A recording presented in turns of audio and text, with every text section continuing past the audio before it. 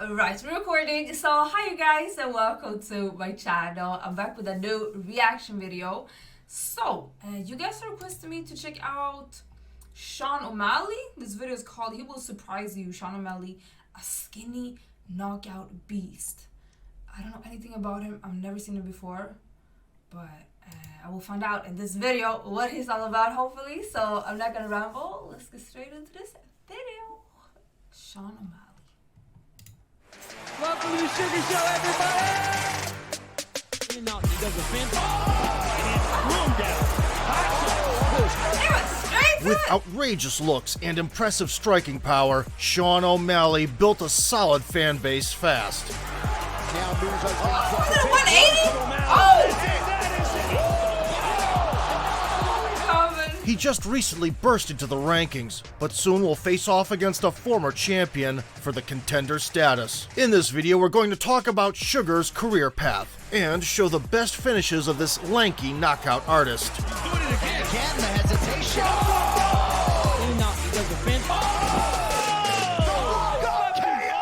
I got goosebumps. Look at that body language. Sean was born in Helena, the state capital of Montana. The boy had a happy childhood and was almost never spotted in a street fight. When 10-year-old O'Malley first saw his father watch an MMA match, he was shocked.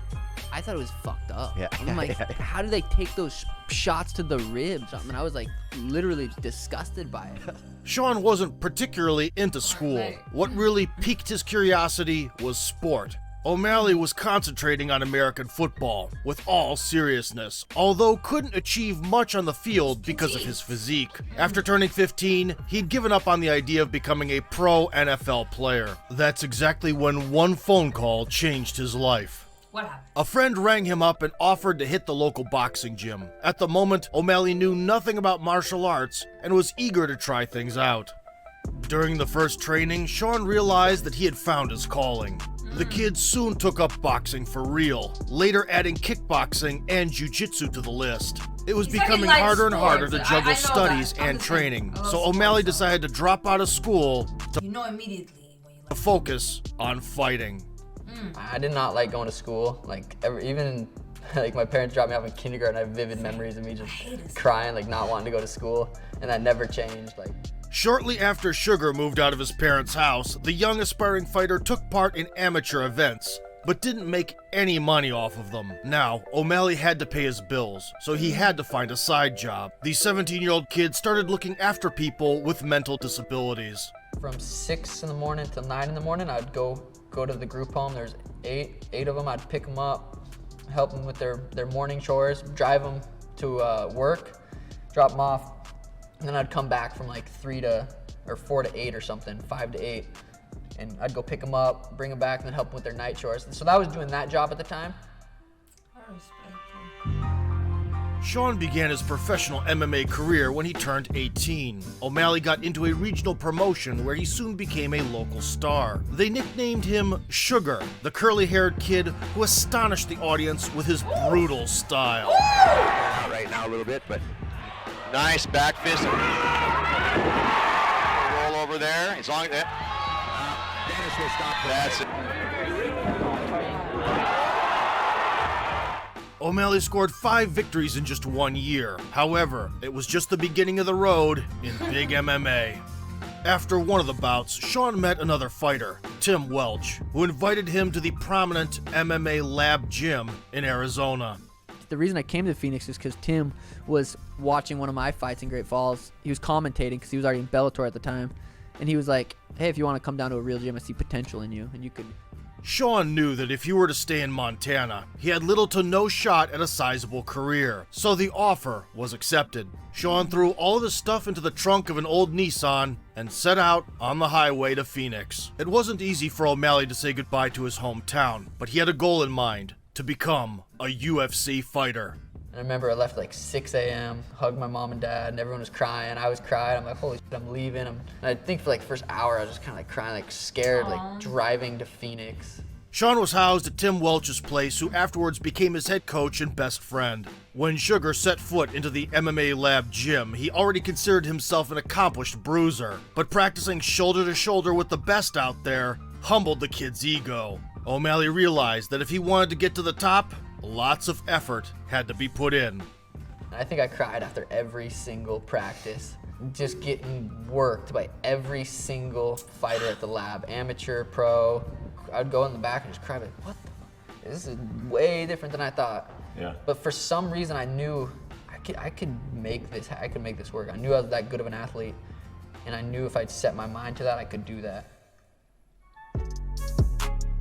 After spending 6 months at MMA Lab, Sean had the opportunity to participate in a prestigious local promotion, LFA. It was the first real test for O'Malley, but it only took him 3 minutes to decide the outcome of the battle. Clean with that left hand twice. Now News has been dropped 3 times. That is good. Sugar pulled off one of the most spectacular knockouts of the year, which instantly put UFC matchmaker sights right on him. A month and a half later, 22-year-old Sean got the chance to partake in Dana White's Contender Series. Tonight's fight. O'Malley was having a hard time at first. Big knee to the body. He'll pound you out. He knows that O'Malley's weakness is his wrestling. He escapes it and throws another few rights. But he managed to find his rhythm eventually. Big left from O'Malley. Yeah. And right. So far, so good for Kashakian. He's starting to find a home for some of these punches. Oh! Big left knee to the head. At the end of the first round, Sugar rocked his opponent Up on 2 minutes to go in the first round. Big left. and mercilessly concluded the fight. Still blinking, spinning back. That's his thing, Big then. right to take blows from Spinning a O'Malley. bit. And that is it. It's a thing that just stood out. Sugar show. My show. Dana White was ecstatic, Huge right hand. Brings Dana. but driftin', liftin', swiftin', coastin', testosterostin', 3-piece dinner with biscuits. O'Malley! O'Malley! O'Malley! O'Malley! this knockout secured O'Malley's contract with the UFC. Right on the jaw. Sean. He just looks so A young calm. scrapper with the looks of a schoolboy and one-punch knockout power caught the fan's eye. Back then, Sean was prophesized with a huge career. However, he had to live up to that hype in the debut clash. O'Malley was running up against experienced Terrion Ware, who could boast a regional title and more than 20 professional fights. It is the UFC debut. From the very first seconds, Sugar tapped into the flow and started entertaining the crowd with his creative technique. We want to be stuck into it in fighting a full move. Spinning back spin. Little ballerina spin, that's his thing. Oh, nice. Nevertheless, it didn't stop Ware from stepping it up in the next round and taking the second one under his belt. Ay, ay, ay, ay, ay. Let's go. Keep him up. See, he's starting to tire here in the second round. Big right hand by Ware again. Yep. Ware set. Sean was tired. Still, he gathered all his strength to carry out a comeback and win the battle. Spinning back to control the exchanger. Guy, when he's tired, when he's pushed, you want to see him. How tough.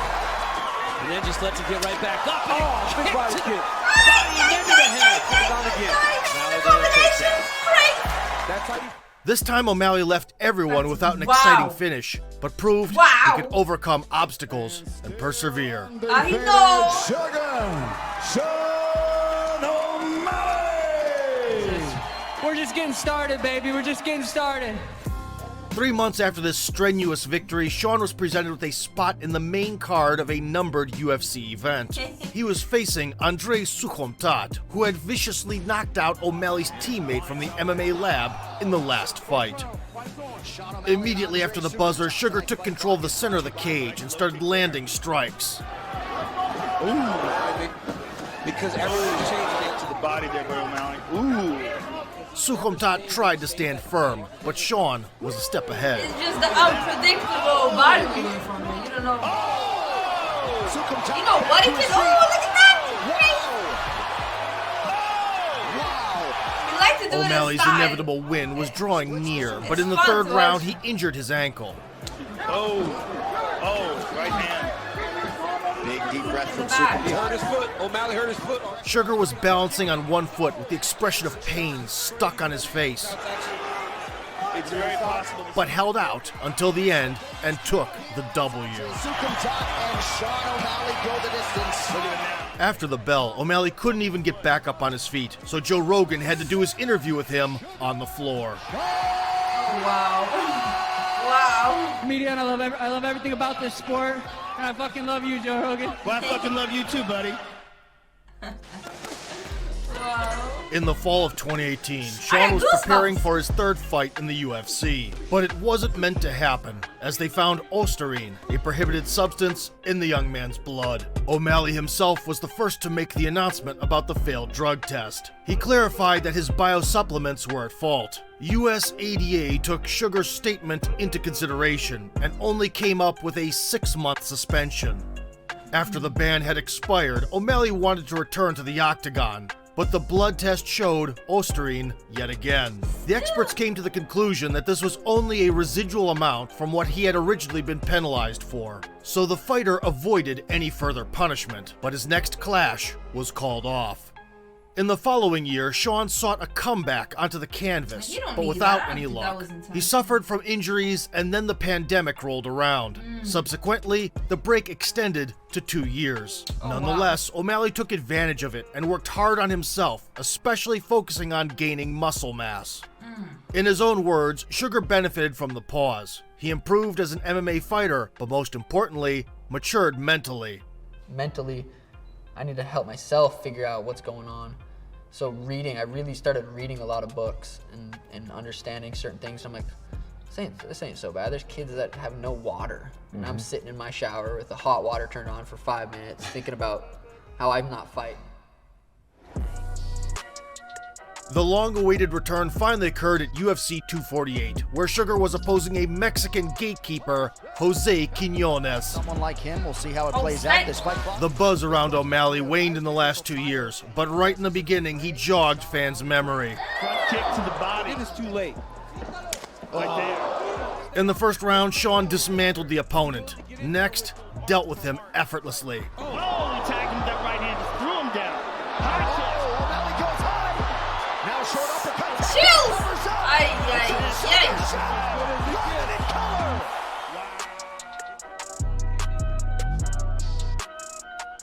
It was his first knockout in the Ultimate promotion, which brought a $50,000 Performance of the Night bonus. Oh, wow. I mean, but you see it. Wow. You know, you can't. He fought for the bonus. Congratulations and welcome back.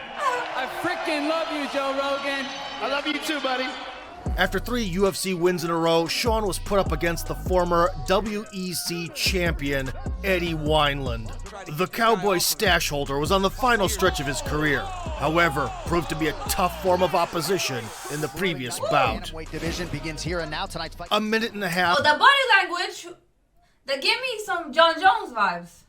were more than enough you for can't O'Malley compare, to but read his adversary like a book First time I saw that. Engaging O'Malley. Look at that. That's where O'Malley's and deliver a final shot. in and out. He does a fence. Oh my goodness. Oh my goodness, he slept him bad. Out of nowhere. Fake uppercut, cross to the jaw, no follow-up necessary. Ay, Look at the uppercut. Walk-off OG? knockout in the classical traditions of Mark Hunt, plus one of the best stunners of 2020. He does a fence. Love you, Joe I Rogan. love you too, brother. Sean O'Malley, ladies and gentlemen. Reaching the score of 12-0, Sean finally made it to the top 15, Love Joe where Rogan. Marlon Vera was standing in his way. The Ecuadorian, nicknamed Cheeto, had been around for 5 years Cheeto, and had a vamos. pile of quick finishes. It was O'Malley's most rugged competitor, so the league was actively building up the publicity around the confrontation. Ay, look at this. Sugar started off well. He found that low kick. It's going to help a lot with that low kick right there. However, in the middle of the first round, the Cheeto landed a Venezuela. low kick that screwed up Sean's perineal nerve. Lower halves, Joe. We do measure leg weight. Following the injury, O'Malley couldn't keep balance nor remain firmly on his feet. Well, this is absolutely. I guess you got to just hope maybe for Sean that it's Trying to finish the battle early, he stumbled, Yeah, we'll hear up. He fell down. We'll hear. which Cheeto exploited without delay. huge elbow from Cheeto. Marlon Cheeto Seem out of rhythm. stops the Sugar Show in round 1. Oh my. Sugar spoiled his flawless record, but didn't consider it to be a loss. It was I didn't feel like I lost because my skills weren't better than his. I had a great training camp. Everything felt good. Just it happened that way, but I don't feel like I lost. You know, I've got a lot for saying that. I'm mentally undefeated or whatever, but.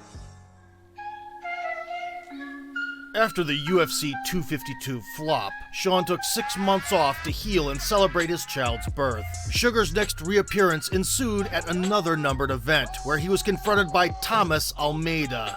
The Brazilian, who had once held a score of 21-0, was going into the fight with a series of 3 consecutive defeats, and was determined to save his contract with the promotion. Sean took control over the cage and started blasting with kicks. He's a hard guy to figure out. Like, look at that. Oh, gotta be sharp and focused. Pretty sharp. Halfway through the first round, he dropped the Brazilian and walked away to celebrate, yet the referee demanded to continue the bout. Back up, but for how long? Oh! Another right hand who hesitated briefly a moment ago. Well, he thought it was, but it's not. Thomas Almeida is still there. Absolutely right, Joe. Oh, another head kick. By the second round, Almeida recovered, but O'Malley was still dominating by quite a large margin. He controlling it. Constantly changing. That's why a Muay Thai striker like Thomas Almeida. O'Malley's hands look fast tonight. He's just a smart guy. In the final 5 minutes, it was obvious that Sean would win comfortably by unanimous decision. Yet still, he relieved the judges of the hassle. That front kick up the middle. Oh, that left hand hurt him bad. He's doing it again. And again, the hesitation. Oh! He gets another highlight for the real. A mad performance fetched O'Malley another bonus. Additionally, a renowned trainer, Teddy Atlas, declared that he hadn't seen such a talented and creative striker since the era of Prince Nassim Hamed. Love you, Joe Rogan. I love you too, Sean O'Malley. Sean was going at it again 3 months later. Initially, he was supposed to fight the promotion veteran Louis Smolka. The Hawaiian was injured though. 11 days before the event, he was replaced by debutant Chris Moutinho. Everybody thought it would be a walk in the park for O'Malley. Chris pressed forward at the start of the fight. Theaters, July 23rd. Sean wasn't fazed by his opponent's boldness though. Oh my goodness. Oh, the beginning of the end. He's hurt. Yeah, he's hurt bad. Sugar kept the distance and utilized the full spectrum of his arsenal. Giving the other corner the finger. His best strikes tested the durability of Moutinho's chin. Well, O'Malley's having a little bit of a hard time. Look at that. For significant strikes, 238 by Nate Diaz. O'Malley trying to chase that down. Huge right. But it did not stop Moutinho from lurching forward like a zombie. Still standing. Oh, smile. Look at the bloody face, just smiling, going after. O'Malley was closing in on Chris, and 30 seconds before the end, he erupted with another series of combinations. This time, the referee had to interfere and prevent Moutinho from facing permanent Parkinson's. Both shared the Fight of the Night bonus. Sugar set the record with the highest number of significant strikes in a bantamweight division fight. Moutinho went from 3,000 to 160,000 followers on social media. O'Malley was so impressed by the scuffle that he even forgot to confess his love to Joe Rogan. I enjoyed it so much. The only thing that I was kind of thinking about is my hands really were starting to hurt. Like, dude, my knuckles are still bruised. I mean, arguably could have been stopped earlier. In December of 2021, Sean, while being on good form, took on Raulian Paiva. The Brazilian was riding in on the back of 3 consecutive victories. O'Malley moved around a lot, hypnotizing his adversary with endless tricks. Tried to fix that. Paiva tried countering, but Sugar's footwork was flawless. He just controlled the tempo of it. Like the movement, they just have to follow. At the end of the first round, Sean threw a powerful overhand Lightweight fighters we have seen it. and brought the fight to a close. Trouble. Oh my goodness. Jason Herzog's taking advantage. Sugar shot O'Malley in round 1. He got his 5th UFC knockout and a place in the top 15. In 2022, O'Malley for the first time met with a ranked opponent, Pedro Munoz. The bout featured just several moments, an elegant round 1 ending, a couple of Sugar's spinning kicks,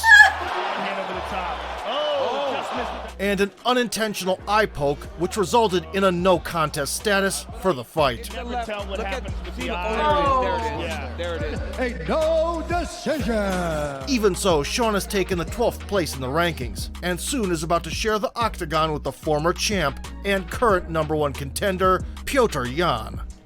If O'Malley manages to pass the Russian striking machine, he could become the next UFC superstar. His looks intrigue the attention, his fighting style is engaging, and his knockouts are plentiful. I feel like I'd knock them all out, so it's hard to say, Right. but I'd knock out Cody for breakfast. I'd probably knock out TJ after that, Oh, just for like a wow. little brunch. Yeah. Then I'd knock out Dominic, and then I'd knee Henry in the face while he's shooting. And then midnight Habib. meal. No, fuck that. I wouldn't fight Habib. Fuck that. Funny guy. That was the video, guys. I hope you enjoyed it.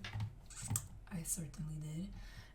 Leave a like, comment, subscribe, all that good stuff, and hopefully I'll see you guys in the next video. It's gonna be interesting to see this guy's journey as well. Oh, and they recommended John Jones. Like, when I said that, like, I'm not comparing him at all to him, but just that second movement reminded me of him. But anyways, bye you guys.